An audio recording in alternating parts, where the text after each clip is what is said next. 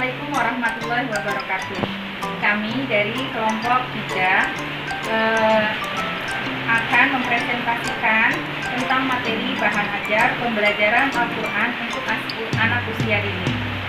Kami beranggotkan saya sendiri, Elsa Aisyah Putri, nanti ada Ibu Fani Mesaro, ada Ibu Yulia Wanisi, dan ada Ibu Zahra. Langsung saja materi yang pertama, pengertian pembelajaran Al-Quran pada anak usia dini. Pembelajaran Al-Quran pada anak usia dini dimaksud adalah memberikan rangsangan bagi anak untuk belajar Al-Quran dengan metode yang sesuai. Optimalisasi kecerdasan dimungkinkan apabila sejak anak usia dini, anak telah mendapatkan stimulasi yang tepat untuk perkembangan otak. Otak manusia terdiri dari dua belahan, ada otak kiri dan ada otak kanan, yang disambung oleh segumpal serabut yang disebut corpus callosum. Kedua belah otak tersebut memiliki fungsi, tugas, dan respon yang berbeda, dan harus tumbuh dalam keseimbangan. Belahan otak kiri berfungsi untuk berpikir rasional, analitis, berurutan, linier, saintifik seperti membaca, bahasa, dan menghitung. Adapun belahan otak kanan berfungsi untuk mengembangkan imajinasi dan kreativitas. Kedua, materi ajar dalam pembelajaran. Materi pembelajaran merupakan bahan atau materi yang harus diberikan kepada peserta didik. Materi pembelajaran menyangkut pengetahuan, sikap atau nilai, serta keterampilan apa yang harus dipelajari oleh peserta didik. Seorang guru hendaknya ketika akan menetapkan bahan ajarnya memperhatikan hal-hal berikut. Pertama, bahan harus sesuai dan menunjang tercapainya tujuan. Dua, bahan yang ditulis harus dalam perencanaan mengajar. Ketiga, menetapkan bahan hendaknya memperhatikan kesinambungan atau kontinuitas. Keempat, bahan yang disusun dari yang sederhana menuju yang kompleks, dari yang mudah menuju yang sulit, dari yang konkret menuju yang abstrak. Kelima, sifat bahan yang ada faktual, ada juga yang konseptual. Materi selanjutnya akan dibacakan oleh Ibu Yulia Wanisi. Tujuan dan manfaat bahan ajar dalam pembelajaran. Sedangkan tujuan disusunnya bahan ajar dalam kebutuhan proses belajar mengajar antara lain: 1. Menyediakan bahan ajar yang sesuai dengan tuntutan kurikulum dengan mempertimbangkan kebutuhan peserta didik, yakni bahan ajar yang sesuai dengan karakteristik dan setting atau lingkungan sosial peserta didik. Yang kedua, membantu peserta didik dalam memperoleh alternatif bahan ajar di samping buku-buku teks yang terkadang sulit diperoleh. Yang ketiga, memudahkan guru dalam melaksanakan pembelajaran ketika bahan ajar itu sudah tersusun.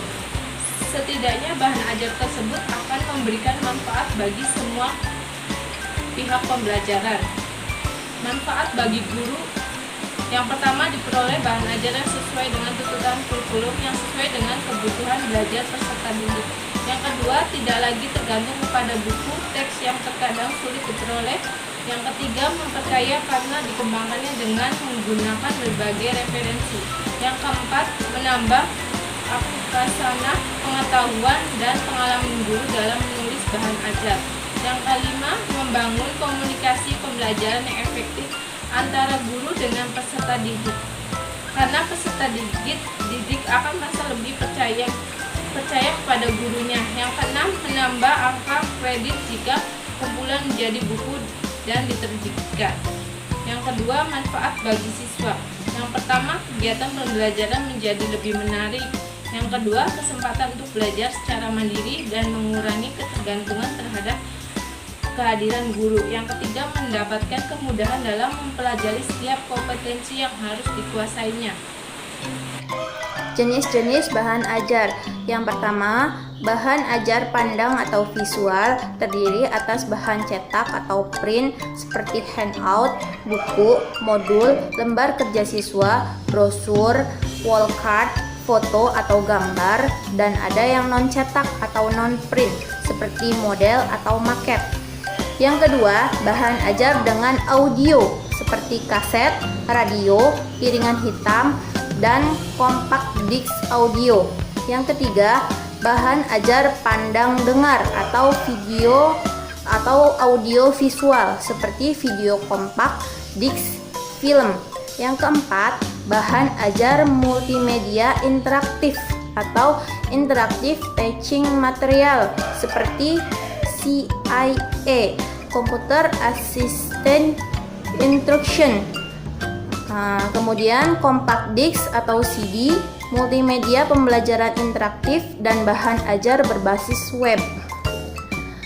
Kemudian ada teknik dan analisis penyusunan bahan ajar.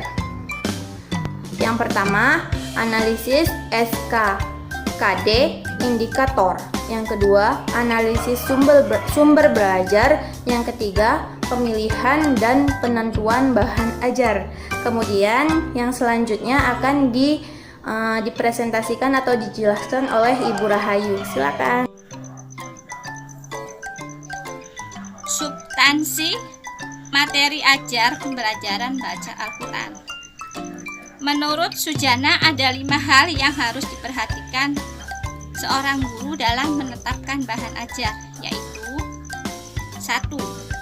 Bahan harus sesuai dan menunjang tercapainya tujuan. 2. Bahan yang ditulis dalam perencanaan mengajar terbatas pada konsep saja. 3. Menetapkan bahan hendaknya memperhatikan kesinambungan atau kontinuitas. 4. Bahan yang disusun dari yang sederhana menuju yang lebih kompleks. 5. Sifat bahan ada yang faktual, ada yang konseptual. Terima kasih. Sekian presentasi dari kelompok kami. Kurang lebihnya kami mohon maaf. Wassalamualaikum warahmatullahi wabarakatuh.